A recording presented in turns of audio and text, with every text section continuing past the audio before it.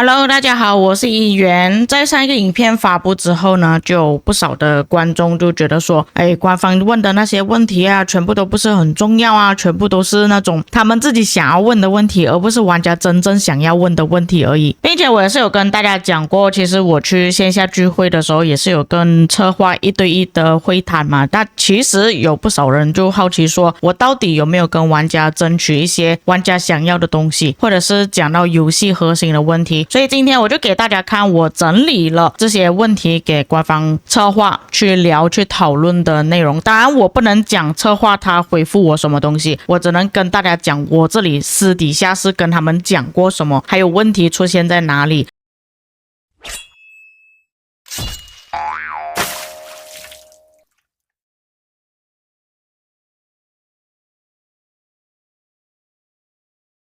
这里先跟大家讲一下，因为他们给我准备问题的时间呢，就不到24小时，就讲可能只有半天的时间而已，甚至是更短。所以我能够整理出来的问题呢，总共只有20个而已。因为他给我的时间真的太短了，所以我只能整理几个比较核心、比较重要的问题跟策划他们讨论。当然，我去线下开会的时候，其实也是跟他们讲了比较久的时间，我们总共是讲了2个小时，所以有一些问题可能没有出现在这里，但是我也是有提到了，所以我们一个一个来看。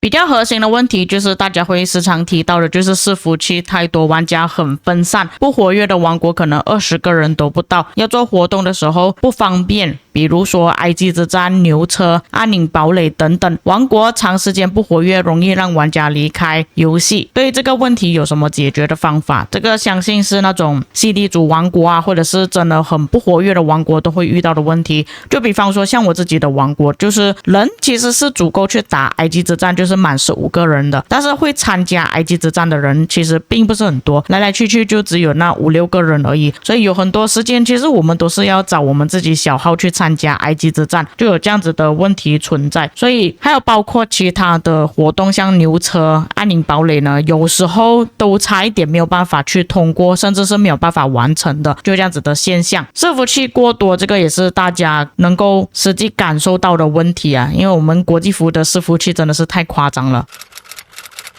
第二个问题就是副本活动太多了，其实玩家根本没有这么多的时间去玩游戏，只会愿意抽一些时间给一些性价比比较高的活动或者是 KVK 而已。就问他们有没有考虑过改动活动的时间规律和奖励的数量，另外可以推出一些每周的抽奖，玩家需要累积一定的活跃度，就有机会可以获得一次抽奖的许可。奖励的内容可以丰厚一点，就比方说可以获得几张移民令或者是金色材料，或许可以刺激玩家积极的上线。就算去打野蛮人城寨或者是去打野蛮人也好，至少也是有看到玩家有去上线嘛，对不对？而且这边我要求他们给奖励多一点呢，是真的为了要刺激玩家，因为有一些玩家他们是真的很勤劳，但是什么奖励都没有办法去拿到，当然也不排除可能会有一些影响啦。所以我是觉得说他这边给丰厚奖励的时候，可以给一些影响不会太大的，就比方说移民令这种东西，就算你有获得太多移民令了，你也没有办法一直移民了，你都是会有一个冷却的时间，而且你移民之后也是要付出相应的代价，就比方说没有办法保留自己面板上的资源之类的，所以有付出有获得，但是也是会有一定的损失，我觉得这个是比较合理的。如果相对的给一些专属铭文啊，又或者是给太多的材料、转换石等等这些东西呢，是会影响到游戏的，所以我觉得不要给会比较好。至于副本活动，有一些玩家会觉得说现在副本活动有一点少，就是觉得说好像上游戏没有什么东西可以做。其实我觉得不是副本活动少的原因，而是真的重复性太高，就变成说你其实并不是很想要去做，你可能会忽略掉。那其实现在官方推出的那个副本活动是很多的，所以如果你是觉得少的话，大概率是你已经玩到厌倦，已经是疲惫了，不想要再玩了。所以我是有跟他们讨论过要不要推出一些新的活动啊，然后这些旧的活动给一些新的玩家去玩，这样子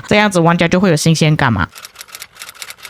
第三就是之前我有讲过的，但是有不少观众否决我的说法，但是我还是一样跟策划那边还是再次讨论这件事情，就是有没有考虑过 KVK 失败方返回更加多的资源加速，因为 KVK 失败成本真的太高了，赢得可以获得奖励，虽然奖励并不是很丰厚啊，就比方说像征服者之争可以拿到专属铭文这个东西啊，但是至少这些获得专属铭文的玩家他们可以有一些提升嘛。但是如果你是失败方，你是输掉了 KVK 的话，其实你是什么东西都没有拿到的，而且还要赔上一些开销，因为很多玩家他们去的那些王国没有办法保证每一次 KVK 都可以胜利的，长期下来一直输 KVK 的玩家他们会吃不消，玩家可能会移民离开或者是弃坑。为了避免滥用这个机制呢，可以做一个限制，就比方说失败方的玩家他需要获得多少的 T5 T4 击杀，或者是要有功勋值的时候才可以返回相应的加速资源。这里我跟大家讲一下我的概念是怎样的，因为有一些玩家他们虽然是在 BCD 主王国战斗，但是他们的能力他们的付出其实是已经到 S 加等级的王国了，就比方说是那种先锋等级王国的玩家，他们是花了可能上千亿的资源还有一大堆的加速，但依旧还是失败 KVK 啊。我是觉得可以针对这种付出比较多的玩家返还比较多的东西给他们，至少他们还会有动力继续去打 KVK， 而不是说哇他们花了上千万的那些加速资源，结果还是输掉了，但是什么东西都拿不回，血本无归这样子。我是觉得可以调整一下。会有要求当然也是因为怕有一些失败方的玩家他们只是用小号或者是去跟别人刷击杀而已就可以拿回这些加速资源，我不想要这种事情发生，所以才会给这种限制。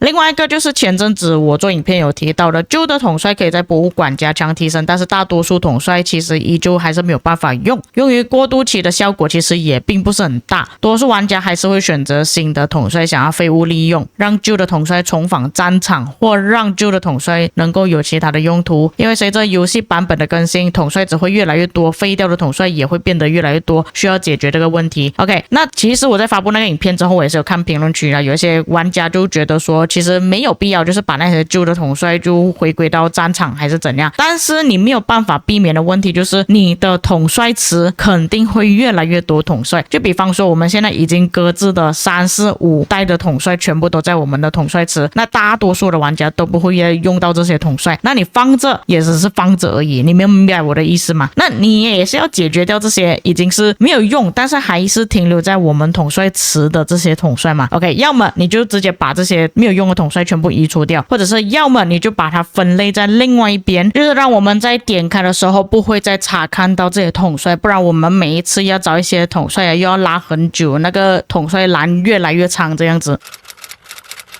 下一个问题也是多数的管理层他们在外交的时候都会遇到的问题，就是目前玩家还是会以战力还有击杀方式作为外交的考量，但是针对旧玩家来说是有影响的，因为老玩家拥有更高的击杀，其实还有战力啊，但是我这边没有写，因为战力有一些新的玩家他们的战力也是偏高一点的，但是官方并没有完全的公开匹配计算方式或者是其他的参考，导致外交容易出现问题，对此有什么解决方案？那其实我也知道他们不公开的主要原因就是怕玩家可能会找一些漏洞啊去避开啊，然后比方说他们现在是以功勋值来做计算，那可能之后玩家就会避开这个功勋值什么之类的，这种问题我是能够明白的，但是只要官方他们一天不公开这个匹配的方式是怎样匹配的，玩家总会以这种击杀作为考虑，就变成说那些老玩家会变成王国中的负累，尤其是那种击杀特别高的玩家，就比方说像以前 Osno 的账号，他们这种是已经超过1000亿击杀的都会变成累赘这样子。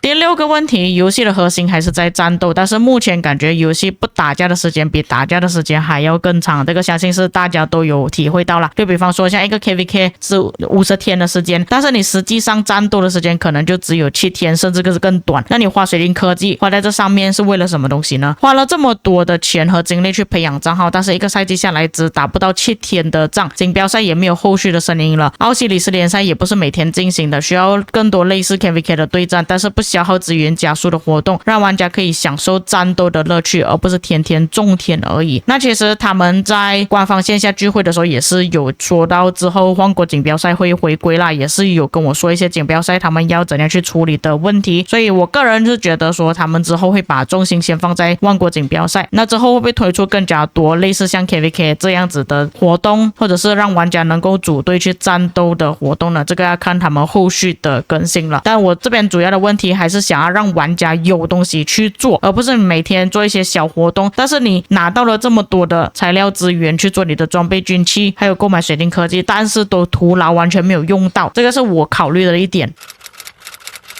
那第7个问题呢，其实官方在线下的时候是有直接回答我啦，不过也是给大家看一下我问了什么东西。王国合并之后，在执行了一段时间之后有什么进展？有让玩家集中在一起吗？还是合并之后更多玩家离开？是否之后可以让王国自己选择想要的王国与哪一个王国合并？那最后这个问题呢，他是有回答我啦，但是我这边先不公开跟大家讲是什么东西啦。反正王国合并出来的结果呢，对他们来讲是比想象中还要更好的，我只能这样子讲而已。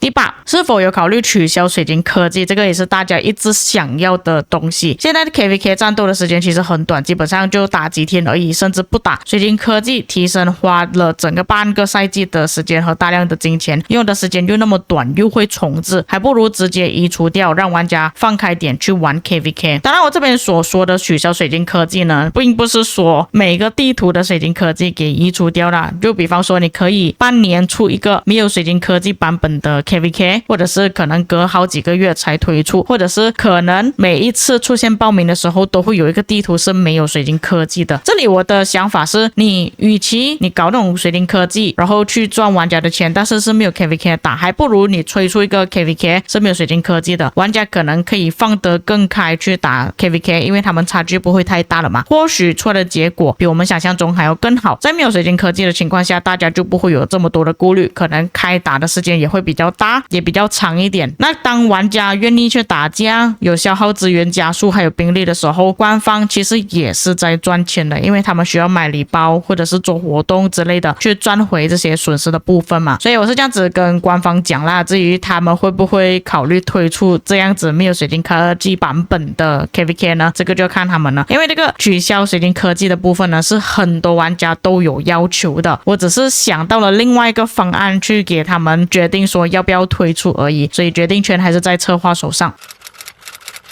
先锋王国体积越来越小，其他等级的王国体积也会越来越小，有没有考虑过放宽先锋的一些限制，让先锋王国重返2个联盟时期，或者是让玩家拥有免费移民的机会？现在玩家人数太少啊，就连先锋王国连 OL 都不够人，更别说其他等级的王国。西地主王国能够凑齐15个人都要偷笑了。那么关于这个问题呢，其实际上我们也是有聊很多东西啊，但我感觉策划没有想到要怎样去解决啦，我只能这样子跟大家讲，但是详细的内容呢，这边还是不能提到的。第10个问题，如何解决 KVK 没有人打架的问题？现在代打的问题已经解决了，但是能够确保玩家会回来玩这个游戏吗？因为目前游戏活跃的人数就是那些用代打的人，如果禁止使用代打之后，就会连最后的活跃人都跑掉了。但是正常玩家都没有回来的话，游戏最后还会有人吗？这个就是我所顾虑到的一点啊。因为我说实话，我个人感觉下来，现在游戏还有在玩的玩家，绝大多数都是有用代打，毕竟现在生活这么忙，你还要去花时间去打 KVK， 这个是比较困难的事情啊。尤其是你打一场 KVK 至少都是超过8个小时左右的，就算你去到西地主王国也会打至少4个小时以上嘛。但是门口开放的时间每一次都不是像自己所想象中的那个时间，可能更短或者是更长也说不定，所以我才提出这个问题啊。如果他们没有办法保证的话，其实他们这一次限制代打的问题呢，其实对他们来讲是一个赌局，就是可能会赢可能会输，可能他们限制了之后完全没有办法改变现在的现状，甚至更惨也说不定。所以这边就是我提出的问题，当然的下面还有给出一些其他的问题啦，那我也是要跟大家讲一下为什么会提出这些问题的原因。所以今天的影片先暂时做到这里啊，因为这个影片也是有一点长了，所以如果你们想要看我后续提出问题的原因呢，可以等下一个影片啦。以上就是本期内容，如果有些遗漏或错误的地方，各位可以在评论区帮我补充，我们下个影片再见。